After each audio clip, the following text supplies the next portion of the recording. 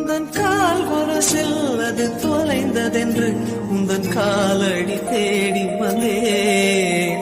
காதல் என்றால் பெரும் அவஸ்தை என்று உன்னை கண்டதும் கண்டு கொண்டேன்.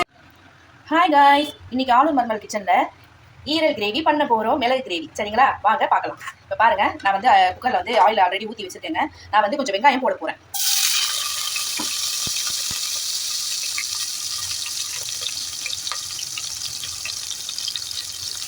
வெங்காயம் வதங்கிறதுக்கு கொஞ்சம் உப்பு போட போறேங்க. இது பெப்பர் கிரேவி மாதிரி தான் நான் வைக்க போறேன். ஆனியன் கூட தேவை கிடையாது. நான் வந்து சரி எனக்கு கொஞ்சம் கிரேவியா வேணுன்றதுக்காக நான் வந்து வெங்காயம் சேர்க்கிறேன். நீங்க அப்படி தேவையில்லைன்னா வெங்காயத்தை மட்டும் அவாய்ட் பண்ணிட்டு மற்றபடிக்கு நான் செய்யற மெத்தடை நீங்க ஃபாலோ பண்ணுங்க. சரிங்களா, அதுக்கு கொஞ்சம் மிளகு ஜீரகம் ஒரு காஞ்ச மிளகா போட்டு அரைச்சி வச்சிருக்கேன். கறி வந்து கழுவியாச்சு, ஈரல் வந்து கழுவியாச்சு.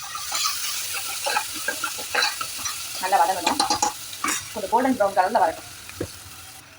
இங்க பாருங்க, கொஞ்சம் வெங்காயம் வதங்கிடுச்சுங்க. இந்த ஸ்டேஜ்ல கொஞ்சமா நான் மிளகாத்தூள் சேர்த்துக்கிறேன். ஆல்ரெடி பெப்பர் நம்ம போடுறதுனால கொஞ்சம் மிளகாத்தூள் கம்மியாவே போட்டுக்கோங்க. காரம் கொஞ்சம் நார்மலா இருக்கும். இது கொஞ்சம் இதாகும் வதங்கட்டும்.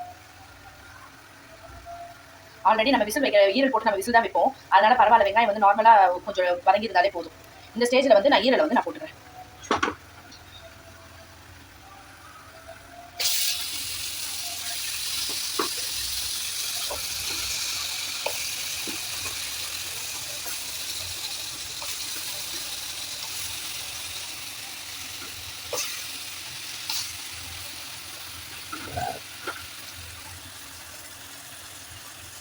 இப்போ பாருங்க, நான் ஈரல் போட்டுட்டேன்.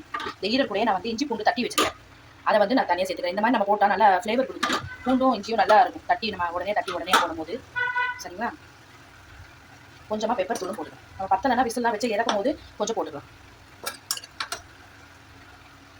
ஏன்னா ஆல்ரெடி மிளகாத்தூள் போட்டிருக்கோம். இதுலேயும் நான் மிளகா போட்டு தான் அரைச்சி வச்சிருக்கேன். பாருங்க, இப்போ எல்லாம் போட்டு ஒரு நல்ல ஒரு கிளறி ஒரு 10 மினிட்ஸ் அப்படியே கொஞ்சம் கொதிக்கட்டும். கொதிச்ச பிறகு நமக்கு தேவையான அளவு தண்ணி ஊற்றி விசில் வைக்க வேண்டியதாங்க. இங்கே பாருங்க, இப்போ நான் தண்ணி ஊற்றிட்டேங்க. இதுக்கு தண்ணி ஊற்றியாச்சு. நான் விசில் போட போகிறேன். விசில் போட்டுட்டு இறக்கிட்ட பிறகு பார்க்கலாம். ஈரல் நல்லா சூப்பராக செம்மையாக வந்திருக்கும். அவ்வளோதான், ஒரு 5 விசில் வந்துச்சுன்னா நல்லா. இங்கே பாருங்கள், இப்போ விசில் போட்டு இறக்கியாச்சு ஈரல். இப்போ எப்படி வந்திருக்குன்னு மட்டும் பாருங்கள். சரிங்களா, சூப்பரான சுவையான வெரி வெரி ஈஸியான ஈரல் கிரேவி ரெடி ஆயிடுச்சு. ரொம்ப சூப்பராக வந்திருக்குங்க. அவ்வளோதான், எங்களுக்கு இந்த ஒரு இதில் இருந்தாலே போதும் தான். கிரேவி வேணும்னா நீங்கள் நல்லா ட்ரை பண்ணி நல்லா ரோஸ்ட் மாதிரி சாப்பிட்டா கூட நல்லாயிருக்கும். எங்களுக்கு கொஞ்சம் கிரேவி தேவைப்படுது. அதனால் நான் இப்படி இந்த ஸ்டேஜ்லேயே விட்டுறேன். எல்லாமே கரெக்டாக சூப்பராக வந்திருக்கு. சரிங்களா, என்னுடைய சேனல் பிடிச்சிருந்தா லைக் பண்ணுங்கள், ஷேர் பண்ணுங்கள், மறக்காமல் சப்ஸ்கிரைப் பண்ணுங்கள். பாய்.